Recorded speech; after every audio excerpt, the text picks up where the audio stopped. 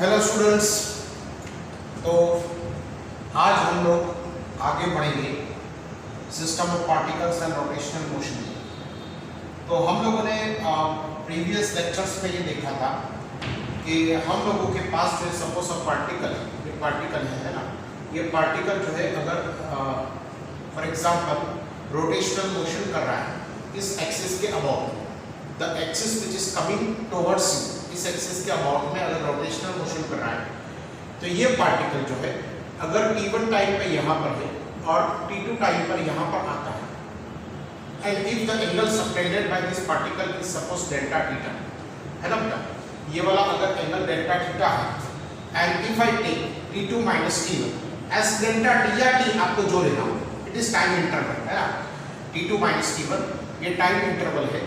तो हम लोग इसका रेशियो क्या लेते थे, delta theta by delta t is nothing but ये वाला हमारे पास आता था एंगुलर वेलोसिटी। इसको हम लोग एवरेज एंगुलर वेलोसिटी भी कह सकते हैं। Okay, so average angular velocity can be given by this way, delta theta by delta T, है ना, ये वाला आप लोगों ने पढ़ा है। फिर हम लोगों ने एक और भी चीज ये कहा था कि average angular velocity can also be given by this वे। अगर ये पार्टिकल यहाँ से पूरा एक रोटेशन कंप्लीट करता है और अगर ये सेंटर पे कितना एंगल सबटेंड करेगा, ये 2 पाई जितना, है ना, और यहाँ से अगर अपना मोशन स्टार्ट करके वापस उसी पॉइंट पर आता है, it is known as time period. तो average angular velocity can also be given by this formula 2 pi by t, है ना। ये वाला हम लोगों ने उसको दो तरीके से अगर हम लोगों ने यहाँ पर देखा था, तो average angular velocity is delta theta by delta t at 2 pi by t। उसकी जो डायरेक्शन थी, एवरेज एंगुलर वेलोसिटी की जो डायरेक्शन थी, तो कैसे हम लोगों ने डिसाइड की थी, तो it was either divided by right hand screw rule. जिस डायरेक्शन में आपके पास ये घूम रहा है ना, मतलब जिस डायरेक्शन में ये घूम रहा है उस पे स्क्रू रख के आप स्क्रू को घुमा दो। स्क्रू मतलब उसके सेंटर पे, एक्सिस ऑफ रोटेशन पे आप स्क्रू को रख के उस डायरेक्शन में घुमा दो, तो जिस डायरेक्शन में स्क्रू की मोशन होगी वही डायरेक्शन जो है आपके पास क्या हो जाएगी बेटा, direction of the average angular velocity. अब अगर हम लोग जो है देखेंगे यहाँ पर कि average angular velocity is given by delta theta by delta T, उसका ऐसा यूनिट क्या था बेटा, रेडियन पर सेकंड, है ना, उसका एवरेज उसका यूनिट था average delta theta by delta t is radian per second. Now if I take limit delta t tends to 0, है ना, अगर मैं डेल्टा टी को बहुत छोटा कर दूं, and if I take this ratio delta theta by delta t, what I did here, I simply took the denominator to be very small, delta t tends to 0 and delta theta by delta t. So this will be equal to, we can say, d theta by dt, है ना। ये वाला हो जाएगा बहुत छोटा numerator और बहुत छोटा डिनोमिनेटर और बहुत छोटा numerator. So this is known as instantaneous angular velocity. So instantaneous angular velocity can be defined here as d theta by dt, है ना, d theta by dt। तो हमने एंगुलर वेलोसिटी को ये डिफाइन कर दिया। तो इंस्टेंटेनियस को हम लोग ऐसे लेंगे d theta by dt, average हम लोग ऐसे लेंगे delta theta by delta t, या तो एवरेज एंगुलर वेलोसिटी हमको ऐसे मिलेगा 2 पाई बाय t, ये ऐसे भी हमको आराम से जो है मिल जाएगा। अब एक और नई हम लोग जो है फिजिकल क्वांटिटी को यहाँ पर डिफाइन करेंगे, और वो है आपके पास एंगुलर एक्सेलरेशन। क्या है का एंगुलर एक्सेलरेशन। सबसे पहले तो हम लोग एवरेज और फिर उसके बाद इंस्टेंटेनियस भी हम लोग डिफाइन करेंगे। जैसे मैंने आपको इससे पहले भी बताया था कि यहाँ पर लीनियर वेलोसिटी जो है ना उसका और एंगुलर वेलोसिटी का क्या रिलेशन है, it is v bar is equal to omega bar cross r bar. ये वाला आपके पास रिलेशन पहले से, इसके बारे में हम लोग पहले भी डिस्कस कर चुके हैं और ये वाला हम लोगों ने डिराइव भी किया है। तो v bar is equal to omega bar cross r bar, ये आपको लीनियर वेलोसिटी और एंगुलर वेलोसिटी के बीच का रिलेशन मिलेगा। What is this v bar, it is linear velocity, omega angular velocity, and r it is distance of the given particle from the axis of rotation, है ना। What is this r, r is nothing but distance, क्या होगा बेटा, ये distance of the given particle from axis of rotation. जो axis of rotation है ना उससे यहाँ पर उसका आपके पास जो है यहाँ पर उसका डिस्टेंस है। Now how do you define angular acceleration? So average angular acceleration is defined here. Average angular acceleration is defined here. It is d omega bar by dt, है ना? तो ये वाला हमारे पास इसकी डेफिनेशन है. It is time rate of change of angular velocity. What is average angular acceleration? It is time rate of change of angular velocity. It is time rate of change of angular velocity. ये वाला हो गया ना, तो इसको हम लोग कहेंगे एवरेज एंगुलर एक्सेलरेशन. क्या कहेंगे बेटा? Average angular acceleration. अगर हम लोगों को मैग्नीट्यूड ढूंढना है तो मैग्नीट्यूड हम लोग कैसे ढूंढेंगे? It is equal to, we can say omega f final angular velocity minus omega i initial angular velocity upon time taken, है ना? अब एवरेज एंगुलर एक्सेलरेशन की हमारे पास डायरेक्शन कौन सी होगी? तो ये दोनों वेक्टर का हमको सब्ट्रैक्शन करना है. ये दोनों वेक्टर का अगर हम लोग सब्ट्रैक्शन करेंगे और सब्ट्रैक्शन के बाद हमको जो वेक्टर मिलता है उस वेक्टर की डायरेक्शन ये एवरेज एंगुलर एक्सेलरेशन की डायरेक्शन होगी. फॉर एग्जांपल, सपोज आपके पास ये एक्सिस ऑफ रोटेशन है ना बेटा? ये एक्सिस ऑफ रोटेशन है. ये एक्सिस ऑफ रोटेशन है. सपोज ये वाली आपके पास ओमेगा आई से ये अगर ये पार्टिकल ऐसे रोटेट करता है और फिर उसके बाद जो है उसकी स्पीड जो है बढ़ जाती है, मतलब ये आपके पास ओमेगा आई इस इनिशियल एंगुलर वेलोसिटी और उसके बाद जो है ये एफ जो है ये बढ़ जाता है. मतलब if you take omega f is greater than omega i, है ना? तो ये वाला कौन सा हो जाएगा? देखिए ये वाला हमारे पास ओमेगा एफ ये डायरेक्शन में वो ऐसे घूम रहा है, तो ये वाला हो जाएगा ओमेगा एफ और यहाँ से यहाँ तक ओमेगा आई. तो दोनों का सब्ट्रैक्शन तो हमको जो मिलेगा omega f minus omega y will be in upward direction, या तो फिर एक्सिस ऑफ रोटेशन के एस इस अलोंग में डायरेक्शन होगा. तो ये वाला omega f bar minus omega i bar. देखिए ओमेगा एफ बार आपके पास ये वेक्टर हुआ, ओमेगा आई बार ये वेक्टर हुआ. दोनों का अगर हम लोग सब्ट्रैक्शन करेंगे तो ये वाला ओमेगा एफ हुआ. यहाँ से हम लोग इसको ओमेगा आई माइनस रखेंगे ना, माइनस करना है ना आपको यहाँ पर. तो ये वेक्टर को घुमा के रखना पड़ेगा ना, तो ये दोनों एक दूसरे को कैंसिल करेंगे. मतलब ये वाला जो वेक्टर हुआ ना, ये वेक्टर जो है आपके पास क्या हो गया? अल्फा बार. लेकिन इसको आपको टी से डिवाइड करना पड़ेगा, है ना? ये वाला वेक्टर को आपको डेल्टा टी से डिवाइड करोगे, लेकिन उसकी डायरेक्शन कौन सी होगी? डायरेक्शन जो है अगर omega f is greater than omega i, ये वाला बड़ा है ये वाला छोटा है, तो अल्फा की डायरेक्शन मतलब direction of average angular acceleration will be the direction of omega f, है ना? ये ओमेगा एफ की डायरेक्शन होगी. लेकिन सपोज ये बड़ा है, suppose if I take omega f less than omega i, ये वाला आपके पास ये वाला जो है छोटा है, तो ये वाला छोटा हो गया और इसकी इनिशियल वेलोसिटी आपके पास ज़्यादा होगी. दोनों का सब्ट्रैक्शन करोगे तो ये वाला आपके पास ओमेगा एफ हो गया और ये वाला हो गया आपके पास ओमेगा आई, है ना? तो ये वाला जो है दोनों एक दूसरे को कैंसिल करेंगे. मतलब if omega f is less than omega आई, तो अल्फा की डायरेक्शन कौन सी होगी बेटा? ओमेगा आई की डायरेक्शन होगी, है ना? तो omega I will have the direction of an average angular acceleration provided this condition satisfies, है ना? अगर ये कंडीशन सेटिस्फाई है तो अल्फा की डायरेक्शन ओमेगा आई की डायरेक्शन होगी, और अगर ये कंडीशन सेटिस्फाई है तो ये वाला एवरेज एंगुलर एक्सेलरेशन आपके पास ज्यादा हो जाएगा. नाउ एंगुलर एक्सेलरेशन और लीनियर एक्सेलरेशन के बीच में भी एक रिलेशन, जैसा हमारे पास for example v bar is given by omega bar cross r bar. अगर ये रिलेशन है ना, तो ऐसा ही आपके पास a bar is equal to, we can say ये वाला भी आपके पास रिलेशन है, ये वाला आपके पास रिलेशन है r bar cross alpha bar, है ना? a बार मतलब लीनियर एक्सेलरेशन. लीनियर एक्सेलरेशन को हम लोग कैसे डिफाइन करेंगे? r बार क्या है? ये distance from the given particle from the axis of rotation.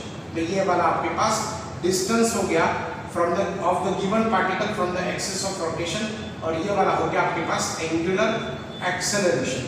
अब ये हम इसको प्रूव करेंगे कि ये रिलेशन कैसे हमको सही बैठता है, ठीक है ना। तो यहां पर क्वेश्चन आपको ऐसे पूछा जाएगा कि derive an equation showing relation between a bar and alpha bar. A bar क्या मतलब हो गया, लीनियर एक्सेलरेशन, है ना, और अल्फा बार क्या हो गया बेटा, तो अल्फा बार जो है हमारे पास एंगुलर एक्सेलरेशन, ये तो आपको पता ही है। ए बार का मतलब क्या हो गया, दिस इज लीनियर एक्सेलरेशन, ये वाला क्या हो गया बेटा, लीनियर एक्सेलरेशन, और आर बार क्या हो गया, ये वाला हो गया आपके पास एंगुलर एक्सेलरेशन। क्या हो गया बेटा, एंगुलर एक्सेलरेशन। चलिए अब ये दोनों के बीच का हम लोग एक रिलेशन निकालते हैं। सपोज यहां पर हम लोग कहते हैं कि if this is axis of rotation, ये वाली एक्सिस ऑफ रोटेशन है, and about this axis of rotation ये वाला पार्टिकल ऐसे घूमता है ना, the particle is moving like this, ऐसे आप इसको घुमाते हो, ठीक है। तो अगर ऐसे आप घुमाते हो ना, तो ये वाला आपके पास हो गया जैसे आपके पास इनिशियल पोजीशन उसकी ये होगी, फाइनल पोजीशन उसकी ये होगी। This is angle theta which is delta theta which is subtended at the centre. ये वाला ऐसे हॉरिजॉन्टल ऐसे घूम रहा है ना। ओके, सो आपको थोड़ा सा डिस्क्रिप्शन लिखना है, और डिस्क्रिप्शन में ऐसे लिख देंगे कि suppose a particle is moving, है ना, यहाँ पर आपको थोड़ा सा डिस्क्रिप्शन लिखना है। A particle is moving, a particle is moving along the circular path about axis of rotation। ऐसा आप लिख सकते हो, मतलब ऐसा जरूरी नहीं ऐसा ही लिखना, लेकिन 2-4 लाइन्स आपको जो है इनिशियली आपको एग्जामिनर को बता देंगे। A particle is moving along the circular path about the axis of rotation, about the given axis of rotation as shown in the figure, है ना। फिर आपको लिखना है कि the linear velocity, क्या लिखना है बेटा, the linear velocity of the particle is v bar, and angular velocity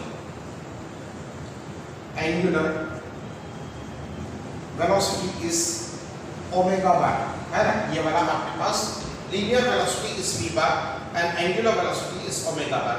फिर आप एक दो लाइन और लिख दो कि angular acceleration is alpha bar, angular acceleration is alpha bar, and linear acceleration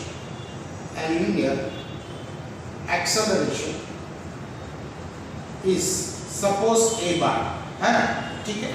अब हम लोग इसको ऐसे कहेंगे, क्या a bar is equal to, हम लोग ऐसे नहीं लिख सकते dv bar by dt, क्या ये हमारे पास लीनियर एक्सेलरेशन का हमारे पास कोई फॉर्मूला है या नहीं, है ना। तो a bar is equal to we can say dv bar by dt, है ना, dv bar by dt। So acceleration is equal to d by dt of v bar, लेकिन v bar की जगह पे हम लोग क्या लिखेंगे, ओमेगा बार क्रॉस r बार। चलिए ये वाला आपको पता चला। देखिए हम लोगों के पास पहले से ही ये इक्वेशन है, v bar is equal to omega bar cross r bar, ठीक है। ये वाला हो गया हमारे पास, v bar is equal to omega बार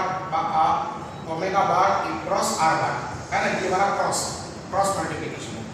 फिर उसके बाद एक चीज में आपको और याद दिला, d by dx of u into v, है ना। अगर आपके पास दो फंक्शन है, तो ये दो फंक्शन का हम लोग डिफरेंशिएशन कैसे करते हैं, u into dv by dx plus v into du by dx। कैसे हम लोग ये वाला, अगर आपके पास यहाँ पर दो फंक्शन है ना, तो दो फंक्शन का हम लोग डिफरेंशिएशन कैसे करते हैं, पहला function first function into differentiation of the second plus second function into differentiation of first। क्या आपको ये याद है ना, मैथमेटिकल टूल्स जैसा मैंने आपको पढ़ाया था, है ना। तो ये वाला आपके पास, अगर आपके पास दो फंक्शन है तो उसका इक्वेशन क्या आएगा, तो हमारे पास यहाँ पर भी ये दो फंक्शन है, so can I write a bar is equal to पहला वाला फंक्शन, इसको हम लोग ऐसे लिखेंगे, पहला वाला फंक्शन क्रॉस, है ना, ये वाला हो जाएगा dr bar by dt, second का डिफरेंशिएशन प्लस सेकंड वाला इनटू फर्स्ट का डिफरेंशिएशन, मतलब d omega bar by dt into we can say r bar. ठीक है बेटा, ये वाला हो गया हमारे पास d omega bar by dt into r bar. अब ये वाला देखिए, तो ये वाला हो गया omega bar into dr bar by dt into d omega bar plus dr bar by dt। So ये वाला हो गया आपके पास a bar is equal to omega bar, है ना, ये वाला हो गया क्या हो गया ओमेगा बार, और ये dr बार बाय dt मतलब इसका differentiation with respect to time, so it is going to be we can say v bar. ठीक है ना, v बार। अब आप देखेंगे यहाँ पर प्लस ये वाला d omega bar by dt is equal to alpha bar cross we can say r bar, है ना। तो a बार ये वाला हो गया आपके पास omega bar cross v bar, और ये वाला हो गया alpha bar cross we can say r bar. Okay, फिर आगे हम लोग देखेंगे उसको।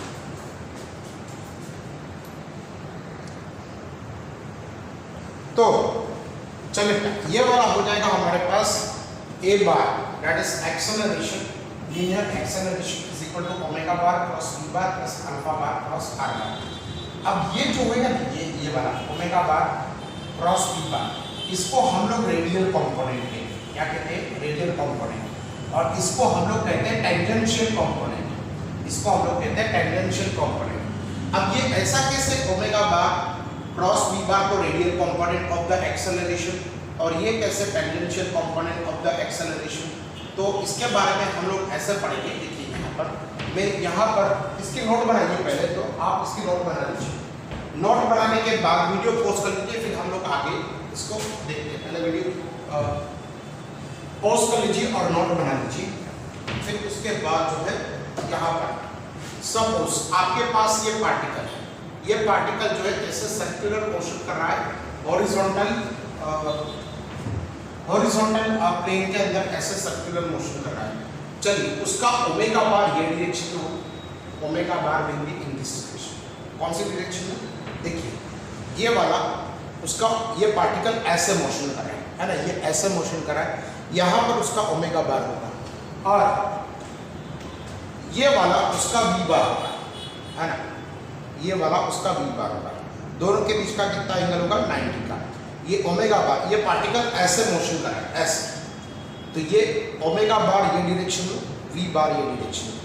अगर हम ये दोनों का क्रॉस मल्टीप्लिकेशन लें, तो याद है आपको a बार प्लस b बार के डायरेक्शन हम लोग कैसे ढूंढते हैं, तो आपको a बार से b बार की तरफ स्क्रू को घुमाना पड़ेगा। मतलब ये वाला पार्टिकल ऐसे मोशन कर रहा है, इट इज, या इमेजिन कीजिए यहाँ पर ये सर्कल है ना, तो ये वाला आपके पास हो गया ओमेगा से r की तरफ, ओमेगा ये वाला r ये तरफ। तो अगर स्क्रू आप इसको ऐसे घुमाओगे, या तो राइट हैंड को आप फिंगर को ऐसे कल करोगे, तो ये थंब किस डायरेक्शन में जाएगा? टुवर्ड्स द सेंटर, क्योंकि वो ऐसे मोशन कर रहा है, ऐसे मोशन कर रहा है ना, ये ऐसे, मतलब ये ऐसे मोशन करेगा। तो अगर ये वाला अगर आप देखोगे तो ओमेगा बार क्रॉस v बार, ये दोनों का मल्टीप्लिकेशन अगर होगा ना, तो उसकी डायरेक्शन टुवर्ड्स द सेंटर जाएगी। तो ये वाला हो गया हमारे पास ओमेगा बार, और v बार जो है उसकी टेंजेंट। चलिए, हम लोग अगर ऊपर से देखते हैं, यहाँ ऊपर से देखते हैं उस मोशन को, तो वो वाली ऊपर वाली मोशन आपको ये ऐसे दिखाई देगी, ये ओमेगा बार आपकी तरफ आ रहा है ना, और v बार आपकी तरफ ही आ रहा है। तो ओमेगा बार से v बार की तरफ, देखिए ये वाला आपके पास ओमेगा बार है ना, ये ओमेगा बार है, तो ओमेगा बार से v बार की तरफ मैं स्क्रू को घुमाऊंगा ऐसे, तो किस डायरेक्शन में हमको मिलेगा? ये मल्टीप्लिकेशन ये वाला इस डायरेक्शन में मिलेगा, तो ये वाला हो गया रेडियल कंपोनेंट। ठीक है, अब alpha bar plus r bar, तो देखिए ये वाला पार्टिकल ऐसे मोशन कर रहा है, अब ये वाला अल्फा बार हो गया और r बार ऐसे हो गया। ठीक है, r bar towards the centre, उसके सेंटर की तरफ हो गया। अगर ये अल्फा से r की तरफ आप इसको घुमाओगे स्क्रू को, है ना, तो स्क्रू को अगर आप घुमाओगे अल्फा बार से r बार की तरफ आप घुमाओगे, तो अल्फा बार से r बार की तरफ घुमाओगे, तो अल्फा बार से r बार की तरफ अगर आप घुमाओगे उसको, तो किस डायरेक्शन में जाएगा? Towards the tangent. देखिए मैं आपको बता दूं, अगर आप जो है यहाँ पर ये वाला अल्फा बार है और ये वाला आपके पास r बार है, अल्फा बार कैसे? ये ऐसे, ठीक है ना, ये वाला आपके पास अल्फा बार। अगर आप अल्फा बार से आर बार की तरफ स्क्रू को घुमाओ, ऐसे घुमाओगे, या तो आप एक काम कर दीजिए कि यहाँ पर आपका जो हैंड है इसको ऐसे कर्ल करिए, तो ये वाला आपको टेंजेंशियल कंपोनेंट मिलेगा या नहीं मिलेगा?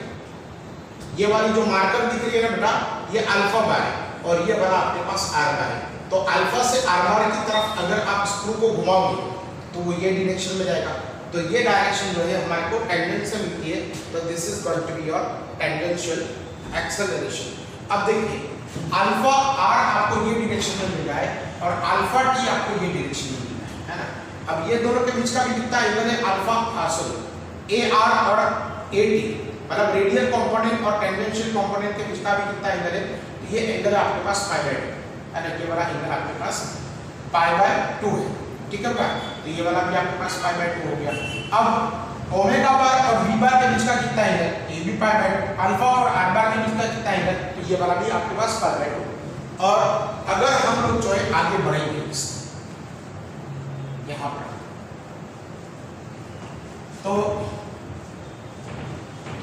हमारे पास जो इक्वेशन आया था, that equation was alpha bar is equal to omega bar cross v bar plus alpha bar cross r bar, है ना, ये वाला हमारे पास आया। तो यहाँ पर acceleration can be written here as radial acceleration plus tangential acceleration. अगर हम लोग इसको बात करेंगे, इसका मॉड्यूलस ढूंढने की, तो ये दोनों के बीच का तो 90 का एंगल है, जैसा मैंने आपको बताया था। रेडियल एक्सेलरेशन ये वाला हो गया, टेंजेंशियल एक्सेलरेशन आपके पास ये वाला हो गया। तो अगर ये दोनों का मैग्नीट्यूड ढूंढने जाओगे तो this will be equal to AR square plus AT square. अब AR देखिए, AR ये वाला क्या हो गया हमारे पास, ओमेगा बार क्रॉस वी बार, ये वाला हुआ। ओमेगा और वी के बीच का कितना एंगल, 90 का। तो AR can be written here as omega v into sin pi by 2 हुआ। sin पाई बाय 2 का मतलब कितना हुआ, 1।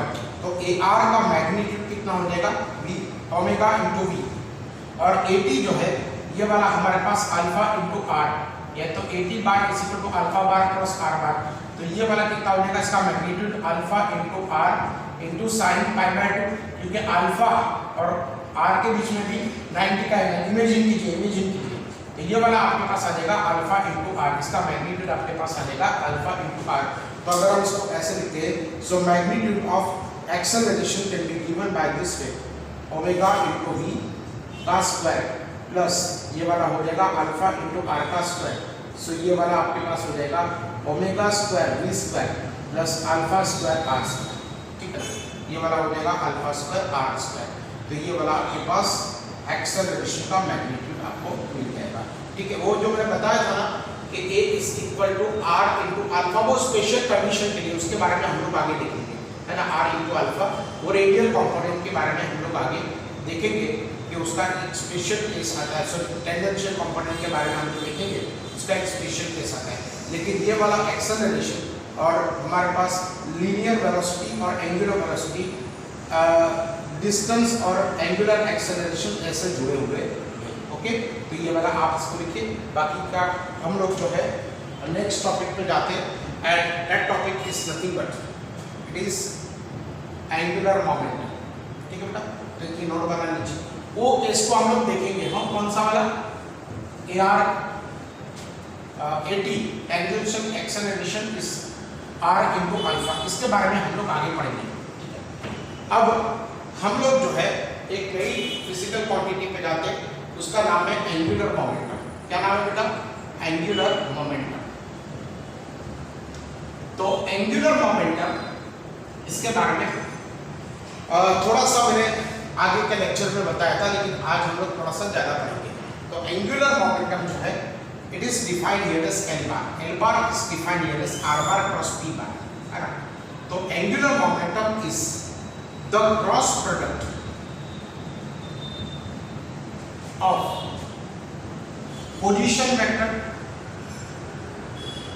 Position vector, and linear momentum of the particle which is performing a circular और रोटेशनल मोशन, है ना।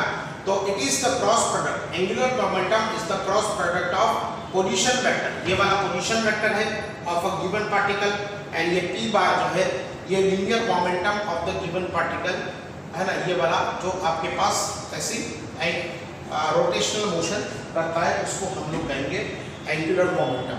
अब देखिए बेटा, एंगुलर मोमेंटम जो है सिस्टम ऑफ पार्टिकल्स में भी कैसे अप्लाई होगा, ये सारे रूल्स हम सिस्टम ऑफ पार्टिकल्स में भी अप्लाई करके देखेंगे, लेकिन पहले हम लोग इसके बारे में थोड़ा सा जान लेंगे। अब अगर आपके पास ये है, देखिए एंगुलर मोमेंटम के बारे में आपने जान लिया, फिर उसके बाद एक नई फिजिकल क्वांटिटी आती है, उसको हम लोग कहते हैं टॉर्क। इसको हम लोग क्या कहते हैं, torque. How you define a torque, तो you will define a torque like this, is a force which causes the rotational motion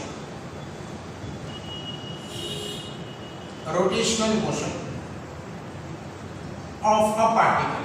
Particle is nothing but it is point like object and not with mass, है ना। तो it is a force which causes a rotational motion of a particle। देखिए ये particle जो है यहाँ पर है, ये पार्टिकल सपोज यहाँ से हिंज्ड, मतलब यहाँ से जुड़ा हुआ है, या तो आप इसको ऐसे गिन लो कि ये वाला एक रोड है ना। What is this, this is nothing but this is a given road, है ना। नाउ इफ यू ये यहाँ से उसको हिंज किया हुआ है, और अगर आप यहाँ पर फोर्स लगाओगे, इस डायरेक्शन में फोर्स लगाओगे, तो क्या हो जाएगा, ये वाला पार्टिकल इस डायरेक्शन में, ये रोड जो है ऐसे मोशन करेगा, पहले यहाँ पर, मतलब it will perform a rotational motion. जैसे मैं आपको एक दूसरा एक एग्जांपल दूं, suppose this is the door, है ना। ये वाला क्या है आपके पास, डोर, और डोर यहाँ पर हिंजेस होते हैं, आपको अगर याद हो तो यहाँ पर 3 हिंज लगाए हुए होते हैं, है ना। यहाँ पर 3 हिंजेस होते हैं।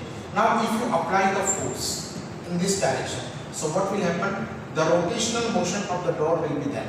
सपोज आपने उसको अंदर की तरफ धक्का दे दिया, तो ये डोर जो है इस तरह से यहाँ पर ऐसे अंदर की तरफ रोटेशनल मोशन करेगा ना बेटा, है ना। तो ये rotational motion of the door, देखिए डोर को आप ओपन करोगे या उसको क्लोज करोगे, तो वो डोर जो है वो पूरा एक रोटेशनल मोशन करेगा, मतलब part of the rotational motion करेगा। तो ये रोटेशनल मोशन कराने के लिए जिम्मेदार कौन है, तो यहाँ पर जो है हमारे पास जो कुछ भी फोर्स था, दैट फोर्स इज रिस्पॉन्सिबल। अच्छा, अब अगर आप फोर्स यहाँ पर लगाओगे तो थोड़ा सा ही फोर्स लगाना पड़ेगा। सपोज आपका हैंडल जो है, जो डोर जिससे आप डोर ओपन या क्लोज करते हैं, यहाँ पर एक हैंडल होता है ना डोर का, यहाँ पर आपके पास एक हैंडल होता है, ये हैंडल को यहाँ पर ही लगाया जाता है। कभी आपने उस हैंडल को यहाँ पर लगे हुए देखा, इमेजिन करो यहाँ पर आपने हैंडल को लगा दिया, अब यहाँ से डोर को क्लोज और ओपन करें, आपको बहुत एफर्ट लगाना पड़ेगा, बहुत ज़्यादा एफर्ट लगाना पड़ेगा। कभी आपने ये सोचा है कि इस हैंडल को यहाँ पर ही क्यों लगाया जाता है, जिससे हम लोग डोर ओपन या क्लोज कर सकते हैं, because this distance also matters. ये वाला डिस्टेंस भी मैटर करता है ना। ये डिस्टेंस मतलब ये वाला डोर की एक्सिस ऑफ रोटेशन होगी, this is nothing but this is axis of rotation होगी पूरे डोर की, है ना। और यहाँ पर आप फोर्स लगाते हो, ये फोर्स कितना ज़्यादा या कितना कम होगा ये डिपेंड करता है इस डिस्टेंस पे, मतलब ये डिस्टेंस जो है ये position vector of the given particle, इस पर भी यहाँ पर भी डिपेंड करता है।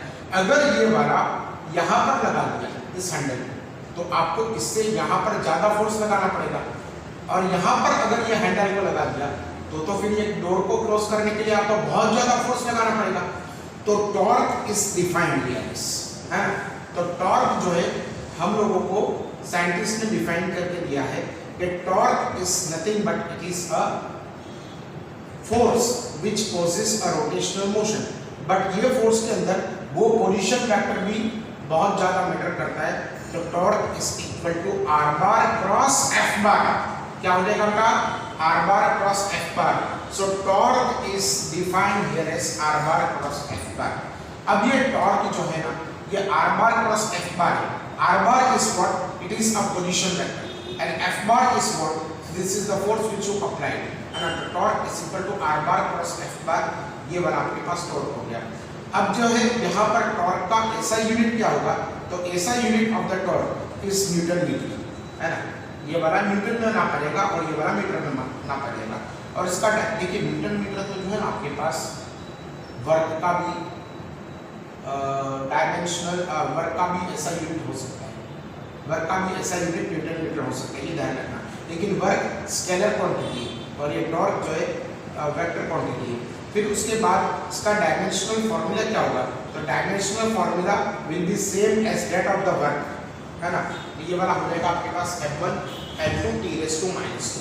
अब चलिए बताइए मुझे कि क्या टॉर्क हम लोग सिर्फ एक ही जगह से लगा सकते हैं, नहीं लगा सकते, मतलब एक ही पॉइंट पे हम लोग टॉर्क प्रोड्यूस कर सकते हैं, ऐसा जरूरी नहीं है। जिससे मैं आपको एक एग्जांपल दूं कि अगर आपको रोटेशनल मोशन को पॉज करना है ना, if you want to start a rotational motion और अगर आपके पास एक रोड है ना, ये वाला रोड है और ये वाला रोड यहाँ पर हिंज्ड, सपोज यहाँ पर हिंज्ड, तो आप फोर्स इस डायरेक्शन में लगाओगे एक फोर्स, और अगर आपने दूसरा फोर्स इस डायरेक्शन में भी लगा दिया है then also you can cause a torque. तब हमको टॉर्क यहाँ से जो प्रोड्यूस होगा ना, दैट टॉर्क, इसको हम लोग τ1 कहते हैं, और यहाँ से यहाँ तक का जो टॉर्क प्रोड्यूस होगा ना, इसको हम लोग τ2 कहते हैं। So total torque produce in this, suppose यहाँ पर आपने फोर्स F1 लगाया, ये वाला पोजीशन वेक्टर आपके पास r1 बार है, ये वाला पोजीशन वेक्टर आपके पास r2 बार है और ये F2 है। तो torque can also be given like this τ1 bar plus τ2 bar, है ना। तो टॉर्क इज इक्वल टू आपके पास क्या हो जाएगा, r1 bar cross F1 bar plus आपके पास क्या हो जाएगा, r2 bar cross F2 bar. तो ऐसा जरूरी नहीं है कि आपके पास अगर सर्कुलर मोशन या आपको जो है रोटेशनल मोशन को प्रोड्यूस करना है तो आप टॉर्क सिर्फ एक ही पॉइंट पे लगा सकते हो, एक से ज्यादा पॉइंट पर भी लगा सकते हो। Okay, so right it down, इसको आपको फिर बाद में हम लोग आगे बढ़ते हैं।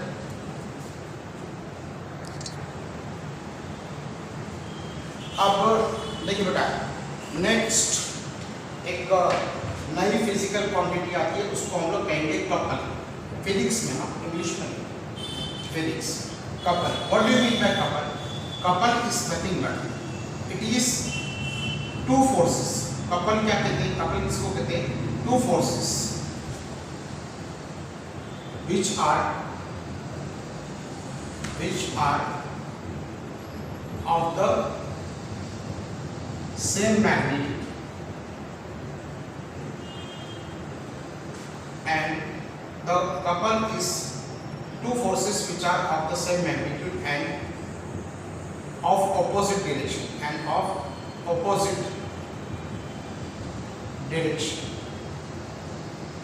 but not acting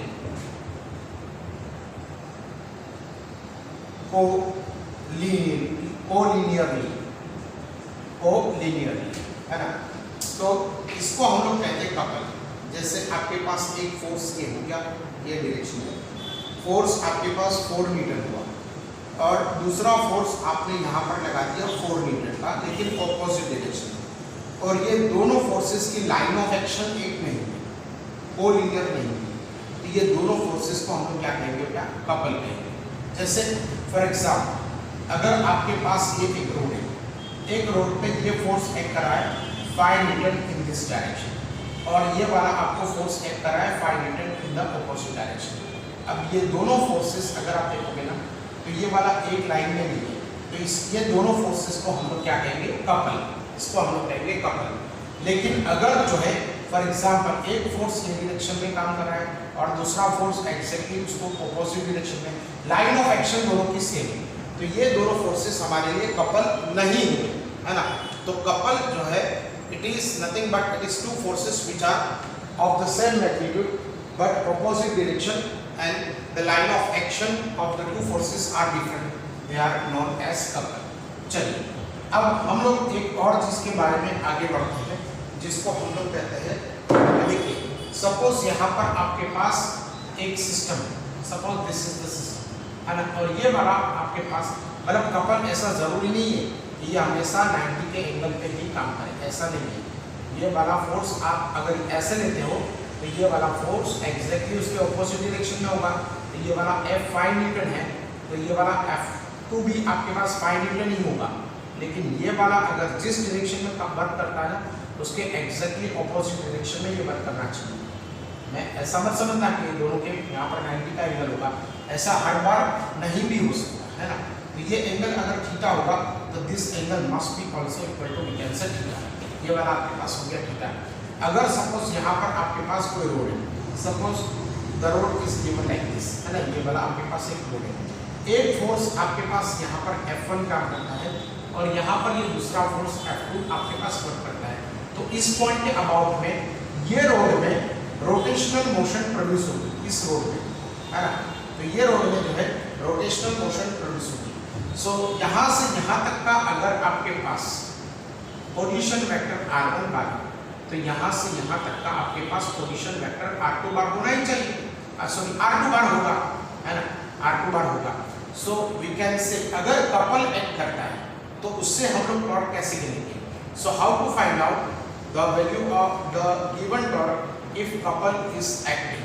देखिए यहाँ पर, सो यहाँ पर आपके पास क्या होगा, देखिए यहाँ पर मैंने आपको इस डायग्राम को बड़ा सा बना के मैं आपको बता देता हूँ। ये वाला आपके पास रोड है, यहाँ पर एक फोर्स प्रोड्यूस, यहाँ पर एक फोर्स F1 वर्क करता है और यहाँ पर ये दूसरा फोर्स F2 यहाँ पर वर्क करता है। यहाँ से यहाँ तक का अगर आपके पास देखोगे तो ये वाला आपके पास हो जाएगा R1 बार, यहाँ से यहाँ तक का R1 बार और यहाँ से यहाँ तक का अगर आप देखोगे तो ये वाला हो जाएगा R2 बार है ना। तो यहाँ से इस डायरेक्शन में टॉर्क प्रोड्यूस होगी, यहाँ से उस डायरेक्शन में टॉर्क प्रोड्यूस होगी। अब ये F1 and F2 are couple, so F1 bar and F2 bar are couple, या तो इस कपल है ना, मतलब दोनों फोर्सेस का मैग्नीट्यूड से F1 is equal to F2 है। लेकिन F1 बार जो है उसकी डायरेक्शन F2 बार से ऑपोजिट है, मतलब F1 bar is equal to minus F2 bar. F1 bar और F2 बार दोनों इक्वल मैग्नीट्यूड में, लेकिन दोनों की डायरेक्शन जो है अलग अलग है। तो अगर यहाँ पर टॉर्क प्रोड्यूस इससे τ1 बार होता है और इससे जो टॉर्क प्रोड्यूस τ2 बार होता है, so can I write like this that the total torque produced in this road can be given by τ1 bar into τ2 bar। होगा बेटा है ना। तो यहाँ पर हम लोगों ने क्या कर लिया, यहाँ पर एक रोड ले लिया, यहाँ पर रोड पर F1 और F2 दोनों वर्क करते हैं। तो τ1 bar is equal to τ bar is equal to τ1 bar. So τ1 bar can be written here as R1 bar cross F1 bar, can I write like this है ना। और यहाँ पर हम लोग क्या लिखेंगे, ये वाला लिखेंगे R2 बार क्रॉस F2 बार, ठीक है बेटा। ये वाला हम लोगों ने इसको लिख दिया। अब देखिए यहाँ पर कि अगर मैं कंडीशन लगाता हूँ, क्या कंडीशन लगाऊँ कि अगर R1 बार और R2 बार दोनों का मैग्नीट्यूड से, मतलब यहाँ से यहाँ तक का मैग्नीट्यूड और यहाँ से यहाँ तक का मैग्नीट्यूड सेम है और दोनों का magnitude R1 is equal to R2 is equal to R है, दोनों का मैग्नीट्यूड सपोज R है। तो क्या मैं इसको ऐसे लिखूंगा, मैंने क्या कंडीशन लगा दी कि R1 और R2 का दोनों का मैग्नीट्यूड सेम है और सपोज ये दोनों का मैग्नीट्यूड को हम लोग कॉमन लें R से जानेंगे, तो क्या मैं इसको ऐसे लिखूंगा τ bar is equal to R bar cross F1 bar plus R bar cross F2 bar, इसको हम लोग कैसे लिखेंगे। So τ bar is equal to R bar cross F1 bar plus R bar cross minus F1 bar. क्या मैं इसको ऐसे लिखूंगा, चलिए ना R1 R2 ये वाला R1 और ये वाला R2 कोई बात नहीं, चलिए R1 R2 फिर बाद में हम लोग इसको देखेंगे। तो τ bar is equal to R1 bar cross F1 bar और जहां पर मुझे F2 बार दिखाई दिया मैंने वहां पर माइनस F1 बार लिख दिया। सो क्या मैं इसको ऐसे लिखूंगा τ bar is equal to R1 bar, इसको ऐसे लिखूंगा R1 bar cross F1 bar minus R2 bar cross F1 bar है ना। मैंने क्या कर दिया यहाँ पर, क्योंकि कपल का मतलब ही ये होता है कि two forces are equal in magnitude and they are opposite in direction. Opposite in direction को हम लोग कैसे बताते हैं, ऐसे ही बताते हैं ना। याद करिए न्यूटन का थर्ड लॉ है ना, F1 bar is equal to minus F2 bar. क्या मतलब हुआ, दोनों फोर्सेस इक्वल है लेकिन दोनों की डायरेक्शन एक दूसरे से ऑपोजिट है। तो ये वाला हो जाएगा हमारे पास।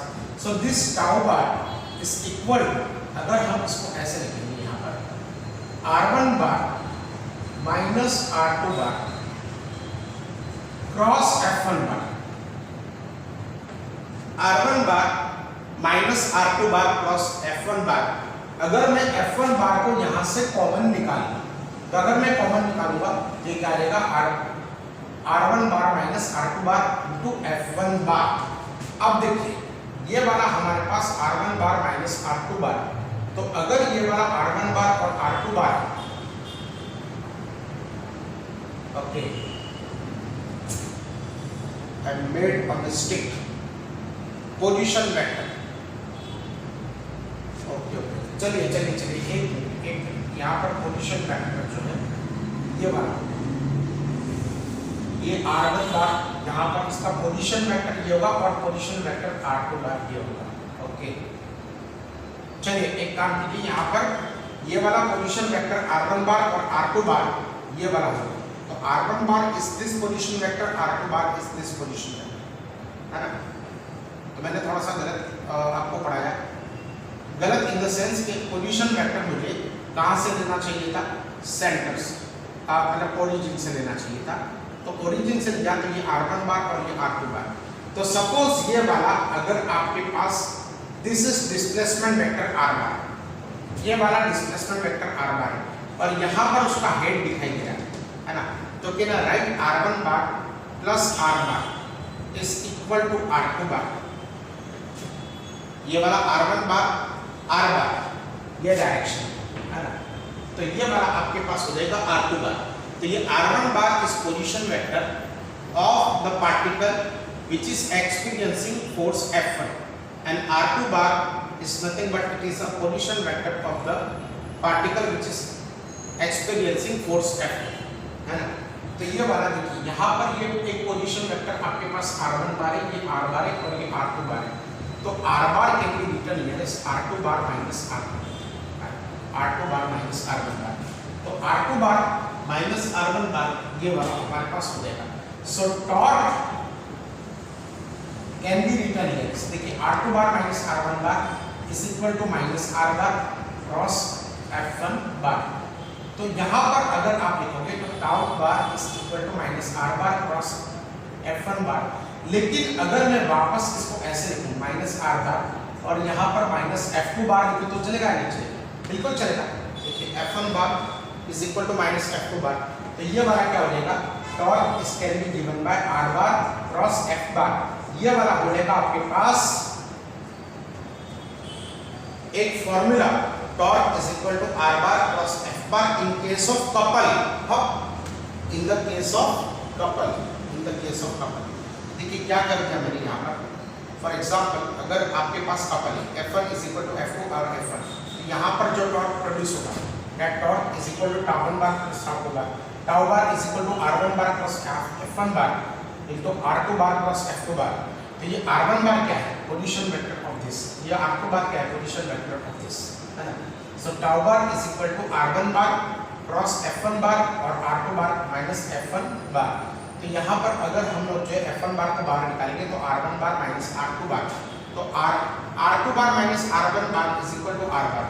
तो अगर ये इसको मैं माइनस F2 बार लिखूंगा, this can be written as tau bar is equal to R bar cross F bar. तो इससे हम लोगों ने क्या, इसकी वीडियो को पोस्ट करके नोट बनाएंगे, वीडियो को पोस्ट करके नोट करेंगे। अब इससे हम लोगों ने क्या, tau bar is equal to R bar cross F bar, ये जो फॉर्मूला है या F1 बार या F2 बार जो कुछ भी, F1 लिखो F2 लिखो कोई फर्क नहीं पड़ता। इससे हम लोगों ने एक अच्छा कंसेप्ट निकाला कि इन केस ऑफ कपल ओनली, सिर्फ कपल के केस, देखिए ये वाला हमारे पास कपल है, ये वाला F1 बार है, ये वाला F2 बार है और ये R बार याद है आपको, दोनों के बीच का डिस्प्लेसमेंट वेक्टर आ रहा है। तो इन case of couple torque can be found out by taking either of the forces, ये दोनों में से कोई भी एक फोर्स ले लो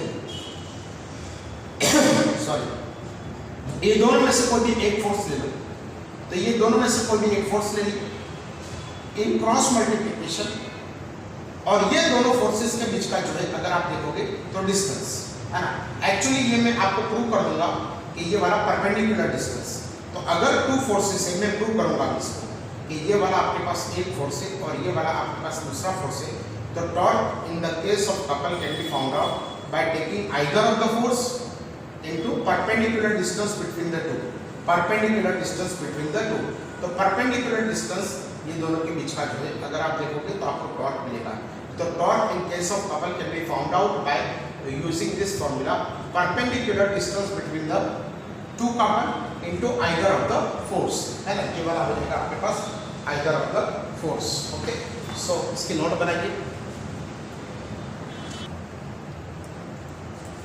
चलिए, अभी मैंने आपको एक बात बताई कि इन case of couple torque can be found out by taking either of the force into perpendicular distance between the to. अब आप बोलोगे कि परपेंडिकुलर डिस्टेंस तो ये दोनों के फोर्स के बीच का ये वाला है, और आपने तो हमको ये वाला किया था, torque is equal to we can say r bar cross F bar, है ना, और यहाँ पर तो ये आर बार अभी तो आपने ऐसा कहा, तो चलिए हम इसको प्रूव कर देते हैं, ठीक है। तो ये वाला हम इसको प्रूव कर देते हैं कि टॉर्क हम लोग ऐसे ही मिलेगा, ऐसा ही मिलेगा। देखिए यहाँ पर ये वाला आपके पास हो गया, सपोज ये फोर्स F बार ये डायरेक्शन में लग रहा है और ये F बार ये डायरेक्शन में। अब F1 और F2 कहने का कोई मतलब ही नहीं है क्योंकि दोनों का मैग्नीट्यूड सेम है। अगर आपको कहना है कह दीजिए, कोई बात नहीं, इसमें कोई दिक्कत की बात नहीं। Suppose this angle is theta, तो ये वाला एंगल भी थीटा हो जाए, है ना। What is this theta? Theta क्या है? तो theta is angle between R bar and F bar. R बार और F बार के बीच का एंगल हुआ ना थीटा, है ना। So if you want to find out the magnitude of this torque, so torque is equal to RF sin theta। Work है क्या? हमारे पास ये वाला फॉर्मूला नहीं है, A bar plus B bar is equal to AB sin theta into n cap, है ना। लेकिन सिर्फ इसका मैग्नीट्यूड हम लोग गिने, सिर्फ सर बेटा बीच में एक फोन आ गया था। तो यहाँ पर torque is equal to are bar cross F bar. तो अगर ए बार क्रॉस बी बार का अगर हम लोग बताएं तो ये वाला a b sine theta into n cap, है ना। ये वाला ए बार क्रॉस बी बार का हम लोग ऐसे नहीं लिखेंगे, तो ये वाला हुआ torque is equal to r f sine theta. तो क्या मैं इसको ऐसे नहीं लिखूंगा, r sine theta into f, है ना। ये वाला हो गया r sine theta into f. अब सपोज ये वाला हम लोग ट्राइंगल बना दें, ये वाला ट्राइंगल बना दें, और सपोज ये वाला हमारे पास x, यहाँ से यहाँ तक का डिस्टेंस x, है ना, डिस्टेंस x, और ये वाला फोर्स F1 बार है और ये वाला फोर्स F2 बार है। अगर सिर्फ ये ट्राइंगल की बात करें, ये क्या करें, सिर्फ ट्राइंगल की बात करें, तो क्या ट्राइंगल में sine theta can I write like this, that sine theta is equal to x upon r। Sine theta is equal to opposite side upon hypotenuse. क्या इसको हम लोग ऐसे लिखेंगे या नहीं लिखेंगे? बिल्कुल लिख सकते हैं। तो ये वाला हमारे पास x will be equal to we can say r sin theta. तो ये वाला हो जाएगा हमारे पास r sin theta is equal to हमारे पास x। तो ये वाला हो जाएगा r sin थीटा क्या हो जाएगा, ये डिस्टेंस हुआ, ये कितना डिस्टेंस हुआ, r sin थीटा इतना डिस्टेंस हुआ यहाँ से लेके यहाँ, है ना। तो ये वाला कितना होगा, r sin थीटा। तो ये क्या, ये दोनों फोर्सेस के बीच का परपेंडिकुलर डिस्टेंस नहीं है, है ना। तो इन केस ऑफ कपल ये दोनों के बीच का परपेंडिकुलर डिस्टेंस हमारे पास x है, और x को हम लोग r sin थीटा भी कहते हैं। तो torque is equal to r sin theta into we can say f। So torque क्या हो गया, perpendicular distance between two forces. इस केस में कपल के केस में तो it is nothing but it is perpendicular distance between the two forces जो couple बना है into either of the force, दोनों में से कोई भी एक फोर्स ले लो into either of the force। तो ये वाला हमको क्या मिलेगा, टॉर्क का मैग्नीट्यूड मिल जाएगा। अब इसकी डायरेक्शन की बात करते हैं, तो टॉर्क की डायरेक्शन क्या होगी, तो देखिए अगर फॉर एग्जाम्पल कोई भी पार्टिकल ऐसे मोशन कराए, है ना, उसका ऐसे मोशन कराए, तो जिस एक्सिस के अबाउट में वो मोशन कराए, उस एक्सिस से उस पॉइंट का जो पोजीशन वेक्टर होगा, सपोज ये वाला पोजीशन वेक्टर है ना, ये वाला, ये इस सेंटर है, ये ऐसे मोशन कर रहा है, तो ये वाला पोजीशन वेक्टर हुआ। ये वाला सपोज इस डायरेक्शन में उसको फोर्स लग रहा है, इस डायरेक्शन में फोर्स लग रहा है, ये वाला डायरेक्शन में अगर हम लोग फोर्स लगा रहे हैं तो हमको जो है क्या करना पड़ेगा, आर से एफ की तरफ को स्क्रू को घुमाना पड़ेगा। सो आर से एफ की तरफ स्क्रू को घुमाना पड़ेगा, तो ये डाउनवर्ड डायरेक्शन में जाएगा या नहीं जाएगा, तो डाउनवर्ड डायरेक्शन देखिए are bar plus F bar, मतलब आपको आर से एफ की तरफ इस स्क्रू को घुमाना पड़ेगा जो डाउनवर्ड डायरेक्शन में जाएगा। तो डाउनवर्ड डायरेक्शन में जाएगा तो ये वाला जो है आपको आ जाएगा यहाँ पर डाउनवर्ड डायरेक्शन में। तो अगर डाउनवर्ड डायरेक्शन में चला जाएगा तो डाउनवर्ड डायरेक्शन में जाएगा, तो downward direction will be the direction of the torque. अगर आपने इस फोर्स को ऐसे रख दिया है ना, तो ये वाला ऐसे आ जाएगा आर से एफ की तरफ, तो अपर डायरेक्शन में आपको टॉर्क लगेगा। तो जैसे मैंने आपको बताया, सपोज ये वाला पार्टिकल है, ये वाला पार्टिकल ऐसे मोशन कर रहा है या ऐसे मोशन कर रहा है, तो इसका टॉर्क किस डायरेक्शन में जाएगा, अगर ऐसे मोशन कर रहा है तो डाउनवर्ड डायरेक्शन में, और अगर हॉरिजॉन्टल प्लेन में ऐसे मोशन कर रहा है तो अपर डायरेक्शन में उसका जो है टॉर्क जाएगा। अब जिस डायरेक्शन में टॉर्क हम लोगों ने कौन सा डायरेक्शन में गिना, या तो अपर डायरेक्शन में या तो डाउनवर्ड डायरेक्शन में, तो हमारे पास तो अल्फा था एंगुलर एक्सेलरेशन, एंगुलर एक्सेलरेशन वो भी कौन सा था, तो एंगुलर एक्सेलरेशन जो था, एंगुलर एक्सेलरेशन भी उसी डायरेक्शन में होगा जिस डायरेक्शन में टॉर्क होगा, जिस डायरेक्शन में टॉर्क होगा उसी डायरेक्शन में एंगुलर एक्सेलरेशन भी होगा। तो angular acceleration alpha will have the same direction as that of the torque. Torque जिस डायरेक्शन में आपने लगाया या जिस डायरेक्शन में टॉर्क को प्रोड्यूस किया, उसी डायरेक्शन में एंगुलर एक्सेलरेशन भी होगा। एक फॉर्मूला जो है हम लोग आगे पढ़ेंगे, है ना, और वो फॉर्मूला हमारे पास ये है कि टॉर्क जो है वो एंगुलर टॉर्क जो है, जैसे F is equal to m into a होता है, वैसे torque is equal to I into alpha होता है। ये हम लोग आगे पढ़ेंगे। What is this I? I is nothing but moment of inertia, I moment of inertia, और ये एंगुलर एक्सेलरेशन। ये वाला रोटेशनल मोशन, ये टॉर्क है ना, ये इक्विवेलेंट टू फोर्स है। I जो है वो इक्विवेलेंट टू m है, मतलब moment of inertia is equivalent to mass, और ये एंगुलर एक्सेलरेशन है, ये लीनियर एक्सेलरेशन के इक्वल है। इसको हम लोग आगे पढ़ेंगे, लेकिन सबसे पहले जो है, जैसा मैंने आपको इसमें पहले भी बताया था कि हम लोग जो है एंगुलर मोमेंटम के बारे में हम लोग आगे पढ़ेंगे।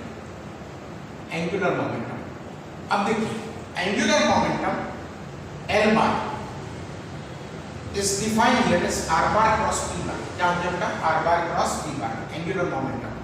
now any particle, आप दो लाइन लिख देना, अगर आपको यहाँ पर कोई क्वेश्चन पूछा जाए तो दो लाइन लिख देना आपको, जैसे particle is performing rotational motion, उसका पोजीशन वेक्टर यहाँ पर r bar है, और ये वाला उसका v bar है। v bar देखिए ऐसे मोशन कर रहा है, तो v bar इसी डायरेक्शन में होगा, तो this is equal to v और v bar, ये दोनों के बीच का कितना एंगल होगा, 90, वो आपको पता है ना। जैसे आपके पास ये ऐसे मोशन करा है तो इसका ये पोजीशन वेक्टर होगा, और ये अंदर की तरफ जो है उसका आपके पास जो है लीनियर वेलोसिटी हो गया। Now if I take d by dt of L bar, तो क्या हो जाएगी d by dt ऑफ r bar cross p bar, ऐसे नहीं लिखना पड़ेगा, बिल्कुल लिखना पड़ेगा, है ना। So what I did here, I took the derivation both the sides, है ना। सो यहाँ पर आप लोग लिखेंगे taking differentiation, taking differentiation both the sides, both the sides with respect to t। Time के रिस्पेक्ट में हम लोगों ने दोनों साइड पे हम लोगों ने क्या कर दिया, हम लोगों ने जो है यहाँ पर डिफरेंशिएशन ले लिया। तो ये वाला क्या हो जाएगा, एंगुलर मोमेंटम का differentiation with respect to time is equal to, याद आ रहा है, फर्स्ट वाला जो है आपके पास फंक्शन वैसे के वैसा into differentiation of the second plus पहले वाले का differentiation D R bar by D T into second वाला, क्या ये वाला फॉर्मूला हमारे पास नहीं लिखा, D by D X of U into V first function into differentiation of the second plus second function into differentiation of the first, है ना, ये वाला हमारे पास आ जाएगा।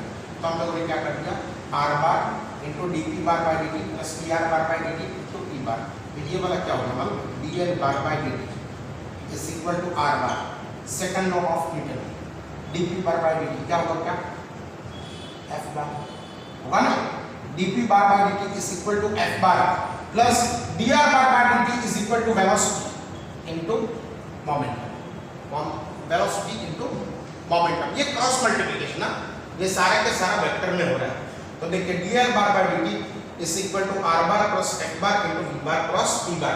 अब देखिए बेटा, ये वाला अगर सर्कुलर मोशन कर रहा है तो उसकी वेलोसिटी ये डायरेक्शन में, तो उसको m से मल्टीप्लाई करेंगे तो मोमेंटम भी उसी डायरेक्शन में होगा ना, होगा या नहीं होगा, जिस डायरेक्शन में वेलोसिटी है क्या उसी डायरेक्शन में मोमेंटम होगा, लीनियर मोमेंटम, क्योंकि linear momentum is defined here as p bar is equal to mv bar, जिस डायरेक्शन में आपका v बार होगा उसी डायरेक्शन में आपका p बार भी होगा, सो p bar and v bar will have the same direction, so angle between v bar and p बार क्या हो जाएगा, जिस डायरेक्शन में p बार है उसी डायरेक्शन में v बार है, तो दोनों के बीच का एंगल कितना हो जाएगा, 0। सो यहाँ पर हम लोग ऐसे लिखेंगे, but v bar cross p bar is equal to vp sine 0, तो ये वाला कितना हो जाएगा, 0।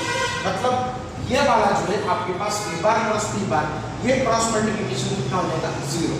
सो हमारे पास क्या रहा, dl bar by dt is equal to r bar cross f bar, सिर्फ यही रहा, r bar cross f bar सिर्फ यही रहा, लेकिन r bar cross f bar को तो आप क्या कहते हो, torque. So can I write like this, dl bar by dt is equal to torque, क्या ये फॉर्मूला आपने दे रहे थे, dl bar by dt is equal to torque. So what we concluded here that if I take differentiation, देखिए क्या conclude किया हम लोगों ने यहाँ पर, तो हम लोगों का कंक्लूजन ये आया कि if I take differentiation of angular momentum with respect to time, अगर मैंने angular momentum का टाइम के रिस्पेक्ट में डिफरेंशिएशन लिया तो मुझे क्या मिलेगा, टॉर्क। ये कैसा है मालूम है, अगर आपने डिफरेंशिएशन ऑफ लीनियर मोमेंटम लिया तो ये वाला आपको फोर्स मिलेगा, है ना,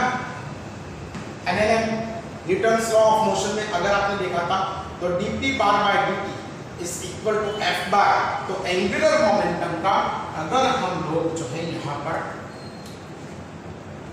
डिफरेंशिएशन लेंगे विद रिस्पेक्ट टू टाइम, तो क्या देगा ये आपको, टॉर्क देगा, है ना। तो torque is given by this way dl bar by dt। तो आज हम लोगों ने क्या पढ़ा, वापस हम लोगों जो है एक बार रिवाइज करते हैं। तो सबसे पहले जो है हम लोगों ने